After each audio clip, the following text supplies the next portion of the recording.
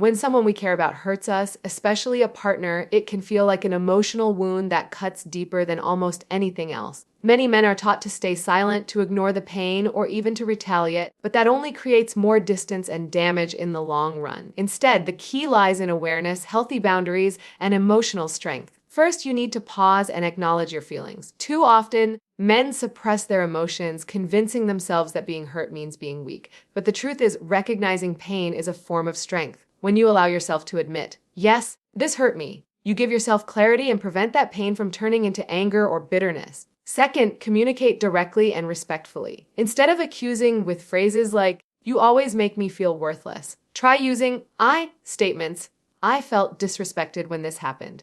This approach doesn't put her on the defensive, but it does make your emotions clear. It opens the door for constructive dialogue rather than destructive arguments. Third, set healthy boundaries. Love and respect go hand in hand, and if someone repeatedly crosses your boundaries, you must show self-respect by enforcing consequences. Boundaries are not ultimatums, they are a declaration of what you will and will not accept. If her words or actions continue to harm you, stepping back is not a sign of weakness. It's a sign of valuing yourself. Fourth, ask yourself an honest question. Is this a one-time mistake or a repeated pattern? People make mistakes. We all do. If it's a rare occurrence, forgiveness and growth are possible. But if it's a cycle that keeps repeating despite your communication, you must evaluate whether the relationship is truly healthy. Staying in a toxic dynamic damages not just your emotional well-being, but your physical health too. Finally, always remember healing is your responsibility. No one can undo the pain you've experienced except you.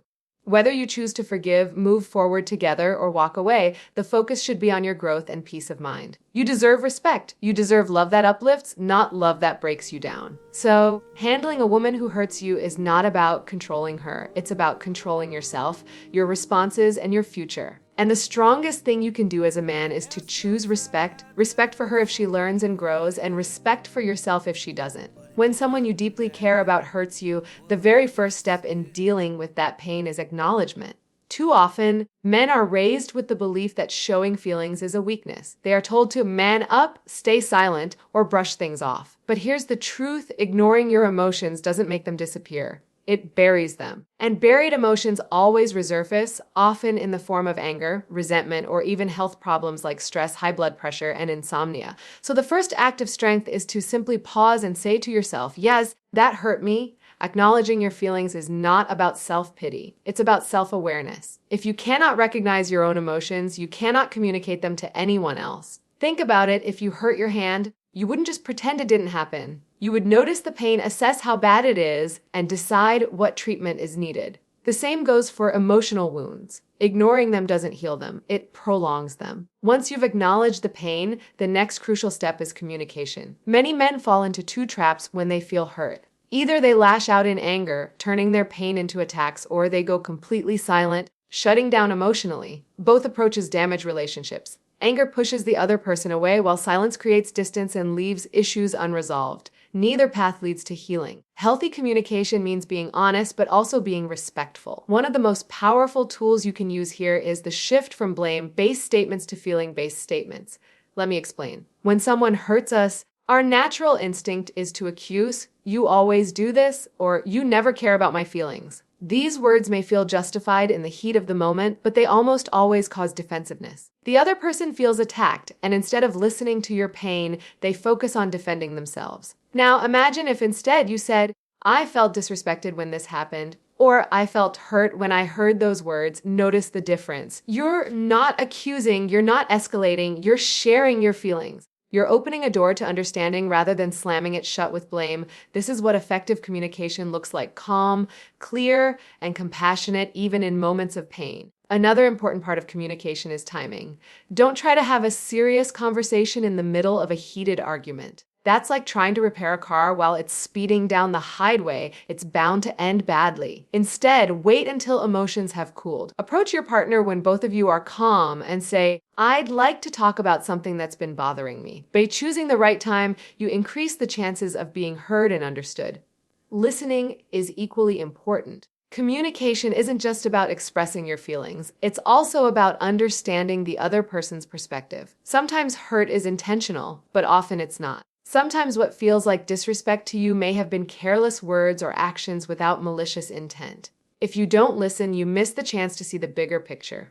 By listening, you give space for clarity and resolution. Another aspect to consider is tone. The way you say something is often more important than the words themselves. If your tone is harsh or sarcastic, even the most carefully chosen words can come across as an attack. But if your tone is calm and respectful, even difficult truths can be received more openly. So here's the process in simple steps. 1. Acknowledge the hurt within yourself. Don't minimize it or bury it. 2. Choose the right moment. Avoid heated arguments. 3. Use the I statements, not accusations. Focus on your feelings, not her faults. 4. Listen actively. Give her a chance to explain or clarify. 5. Maintain a respectful tone. Remember, the goal is healing, not winning. When you do this consistently, you build emotional clarity and respect in your relationship. Even if the other person doesn't immediately change, you've taken control of your response. You've chosen strength over silence and respect over anger.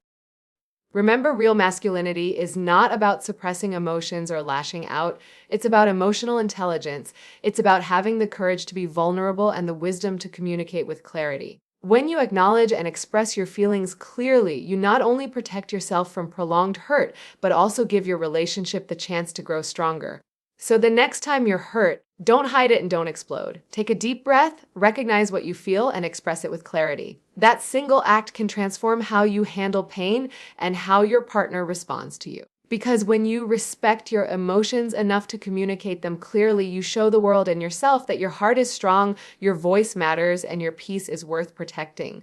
When someone hurts you, especially in a relationship, one of the most powerful tools you have to protect yourself and your peace of mind is boundaries. Boundaries are not about control. They are not about punishing the other person. They are about self-respect. They define the line between what you will allow in your life and what you will not. Without them, you risk losing not only your emotional stability, but also your identity within the relationship. So, what exactly are boundaries? Think of them like the walls of a home. They don't keep out love, care, or connection. They keep out disrespect, toxicity, and harm. A healthy boundary allows safe entry, but it doesn't allow someone to tear down your walls and damage what's inside. Many men struggle with boundaries because they confuse them with ultimatums. An ultimatum is about controlling the other person. If you don't do this, then I'll leave. A boundary is about controlling yourself. If this behavior continues, I will not participate in it. I will step back. See the difference? One tries to control someone else's actions, the other takes ownership of your own choices. The first step to setting boundaries is clarity. You must know what you will and will not tolerate. For example, maybe you will not accept disrespectful language during arguments. Maybe you will not tolerate dishonesty, manipulation, or emotional neglect. The clearer you are with yourself, the easier it will be to communicate those boundaries to your partner. The second step is expressing those boundaries calmly and directly. Don't wait until you're boiling with anger to say what's on your mind. Instead, find a moment of calm and express yourself with confidence. I cannot accept being spoken to in a disrespectful way. If it continues, I will need to step away from the conversation until we can talk respectfully. Notice again, you're not attacking, you're not blaming. You're stating your limits and the action you will take.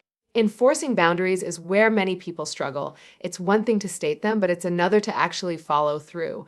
If you say, I won't accept this, but you keep allowing it, then your boundaries lose their meaning. The other person learns that your words are empty and the harmful behavior is likely to continue. Enforcement doesn't mean you become cold or distant. It means you stay consistent with your values. Sometimes enforcing boundaries means stepping away temporarily. If the conversation gets heated and your boundary of no yelling is crossed, you walk away until the energy is calm again. Other times, it may mean reevaluating the relationship if the same patterns keep repeating despite your efforts. This is not selfish, it's self-preservation, protecting your mental and emotional well-being is not only your right, it's your responsibility. Boundaries also send a powerful message. They teach others how to treat you. When you allow disrespect repeatedly, you unintentionally signal that it's acceptable. When you hold firm and enforce boundaries, you communicate that respect is non-negotiable. This doesn't just benefit you, it strengthens the relationship because it creates mutual accountability and respect. Let's also talk about guilt because many people feel guilty for setting boundaries. They think, what if I push her away? What if she thinks I don't love her? But here's the truth. Love without boundaries isn't real love. It's self-sacrifice. Love with boundaries says, I care about you, but I also care about me. I want us both to feel respected. That is healthy love. It's also worth remembering that boundaries protect not just your heart, but also your dignity. Without them, you risk being taken for granted, manipulated, or even emotionally abused. With them, you establish balance. You create space for healthier communication, deeper trust, and real intimacy. To simplify, here are the 3 steps you can apply. 1. Define your boundaries clearly. Know what you will and won't accept. 2. Communicate them directly. Share them calmly and respectfully. 3. Enforce them consistently. Follow through with your actions. When you master these steps, you reclaim control over your emotional well-being. Instead of feeling powerless when hurt, you stand in your strength. Instead of letting resentment build, you address it with confidence. Instead of allowing repeated disrespect, you draw a line and protect your self-worth. In the end, boundaries are not barriers to love. They are the framework that protects love. Without them, relationships collapse under the weight of pain and unresolved conflict. With them, relationships grow stronger, healthier, and more respectful. So remember this: every time you set a boundary, you are not pushing someone away. You are inviting them to love you the right way. And if they choose not to, then your boundary will protect you from giving your heart to someone who doesn't deserve it. That is strength. That is respect, and that is the true foundation of any healthy relationship. When someone hurts you, one of the hardest but most important things to do is to step back and evaluate the pattern. This isn't about reacting in the heat of the moment, it's about observing the bigger picture. Every relationship will have moments of disappointment, arguments, or mistakes. No partner is perfect, but there's a difference between an occasional mistake and a repeated cycle of hurt. Learning to recognize that difference is key to protecting your mental, emotional, and even physical well-being. The first step is asking yourself, is this a one-time mistake, or is this part of a larger pattern? If your partner said something hurtful during a stressful argument, apologize sincerely, and made an effort to repair the damage, that's a mistake. We're all human, and part of love is offering grace and forgiveness when someone slips. But if the same kind of hurt keeps happening over and over, disrespect, dishonesty, manipulation, or neglect, then you're not looking at a mistake anymore. You're looking at a pattern, and patterns tell you far more about a person's true behavior than words ever will.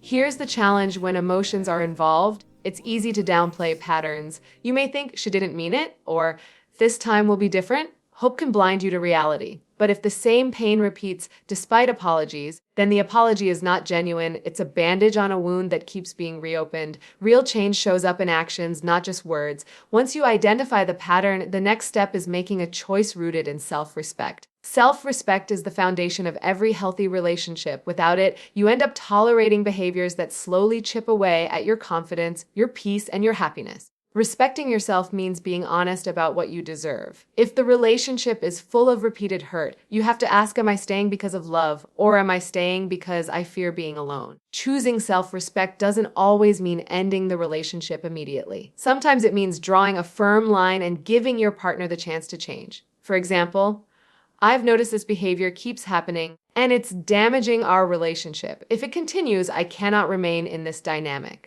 This is not a threat, it's a declaration of your worth. It communicates clearly that you will not sacrifice your dignity for the sake of keeping the peace. But there will be times when the healthiest choice is walking away. That's not failure, it's strength. It takes courage to leave a situation where you're constantly hurt, especially when love and attachment are involved. But staying in a toxic cycle doesn't just harm you, it also prevents you from finding the love and respect you truly deserve. Walking away is not about giving up, it's about standing up for yourself. Some men stay in relationships that damage them because they believe endurance is a form of strength. But real strength isn't measured by how much pain you can tolerate. Real strength is measured by how much respect you demand for yourself. The moment you decide, I will not let repeated hurt define my worth, you reclaim your power. Let's also talk about forgiveness. Forgiveness is valuable, but it must be paired with accountability. Forgiving someone without accountability enables the cycle to continue. Choosing self-respect means being wise about where and how you extend forgiveness. You can forgive in your heart to free yourself from bitterness, but that doesn't mean you must continue tolerating toxic behavior. So how do you put this into practice? Here are 3 guiding steps. 1. Observe patterns honestly.